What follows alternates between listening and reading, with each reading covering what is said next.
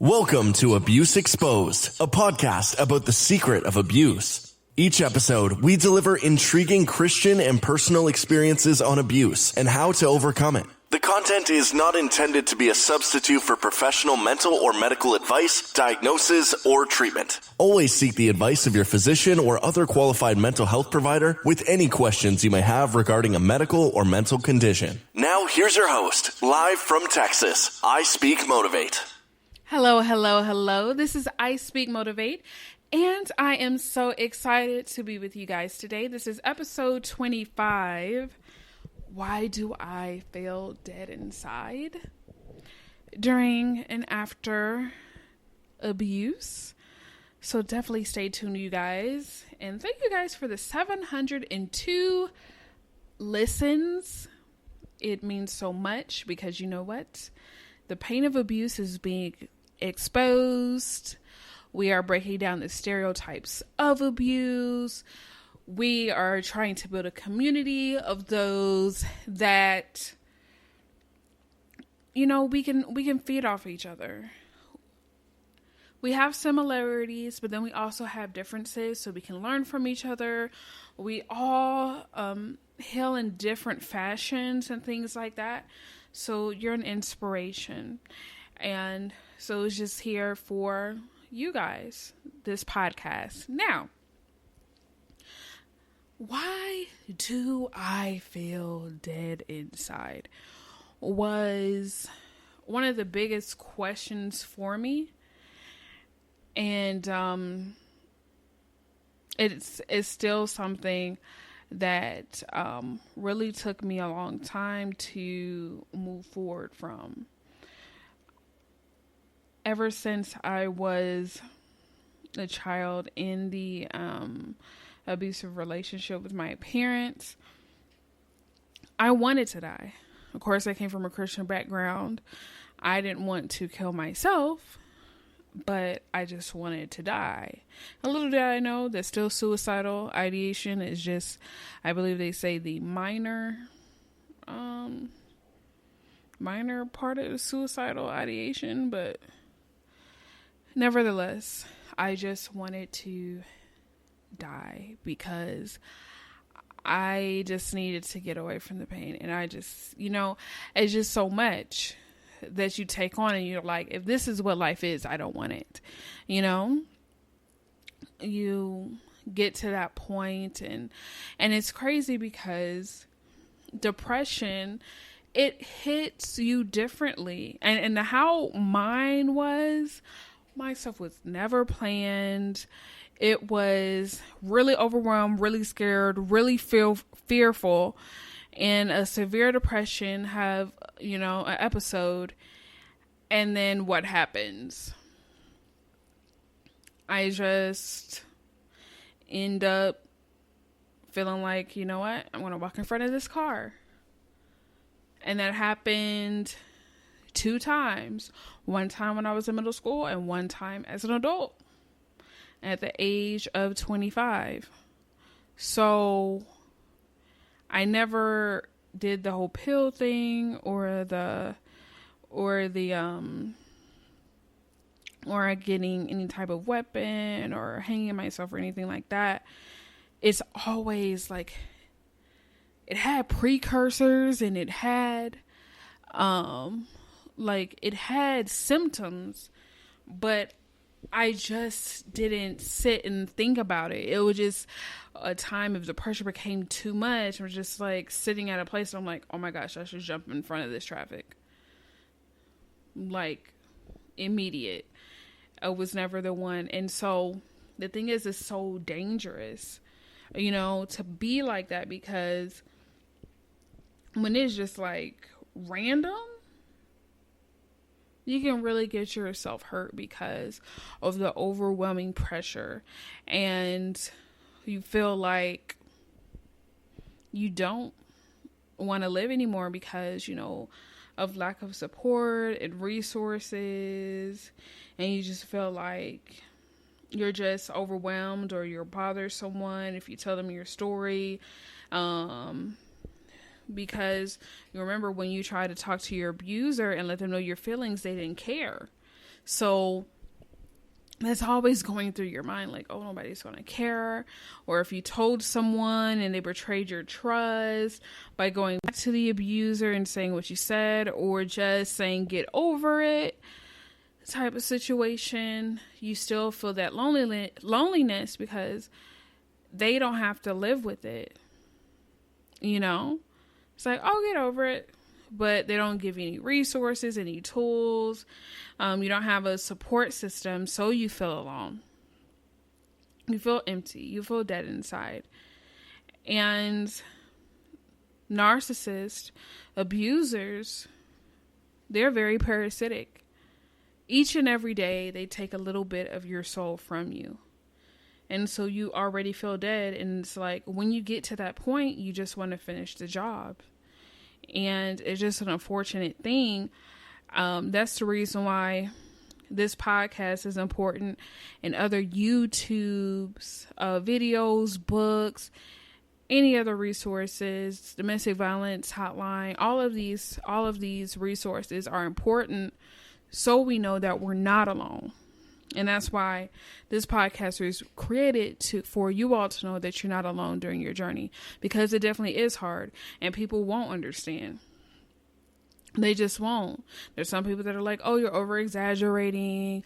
Oh, let me, get 500 pieces of evidence that you were abused, to further invalidate, the situation. If you're emotionally abused, oh, that's not real abuse. You're just too emotional. You're just too sensitive. You get those comments and then you feel invalidated again. And then you feel like you're walking in it alone, which is why us as a community have to be educated. Us as a world has to be, educated on abuse, so we know that we're not putting forth unhealthy behaviors. Because there's some people that have never healed from abuse. And it was a story, I believe I read a year or 2 years ago, when a teenager was saying that she was getting raped by her mother's boyfriend. And the mom said, you're lying, but if it is true, get over it, because I got over mine. Like, get over rape. Like, imagine hearing that from your own mother. Basically, because I haven't dealt with mine, and I just, subconsciously put it in the back of my head and, live in torture from that moment on. I want you to do the same thing. And just forget about the rape and just move on. I did. And actually, you were the one who put on the short shorts in front of my boyfriend. So I actually should beat you, because you're the one who tempted him to rape you. There you go with the victim blaming, victim shaming. And it's coming from a biological figure. So it really jacks your mind up. It does. It messes your mind up, because you're like, wow, my mom is saying this. And at the time, your mom is your whole world. This is the woman that gave you life and things like that. So you're just, gung-ho on her opinion. And you take it as fact, and you take it as law in life, and then wonder why you're so hurt and broken.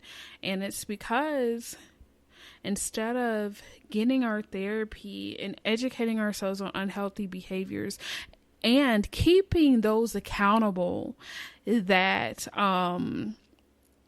create such wrongdoings, that is what our focus needs to be on. Accountability, education, prevention. A lot of abuse can be prevented if the public is educated in order to assist those, as well as us not having certain biases for some people because they are a family member, because they are a friend, because they are your boss, your uncle, your grandma, your godfather, godmother, sister, brother, no matter what, it is the hardest thing to do, but you have to speak out against abuse to protect the next generation or the next person from being hurt. And it was a beautiful thing someone did mention, would be a really good thing to do, is to create an abuser registry so people would know and they could look and see who has abusive behaviors. And I really believe in it. Even though, as we know, a lot of the problems are that this is the thing when it comes to background checks. And you see how people, have a clear background check, and then say it's a teacher that molests a student, but they have a great background check. The thing is that it's so much victim shaming and victim blaming and this, that, and the other.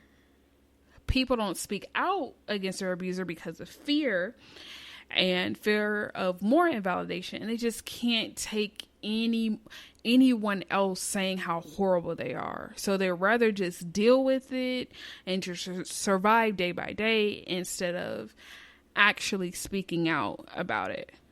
And then guess what happens? He gets hired on at the school, molest another child. Why? Because we don't take victim stories seriously, and they feel so alone, and it's just a horrible situation. And then we wonder why there's a pattern of abuse in certain circumstances or certain places. It's because we create a toxic environment for abuse victims to come out, and they feel dead inside. There's nothing. They feel like there's no hope. There's no faith. There's nothing they can do about it except stick it out, because no one will believe them. And even comments can discourage a victim. It could be they see something, you're watching something on the news, and then you see a woman got beaten and then her children got murdered or what have you. And the young lady or young man was just about to tell you, but you make a comment saying, "Oh, that's stupid.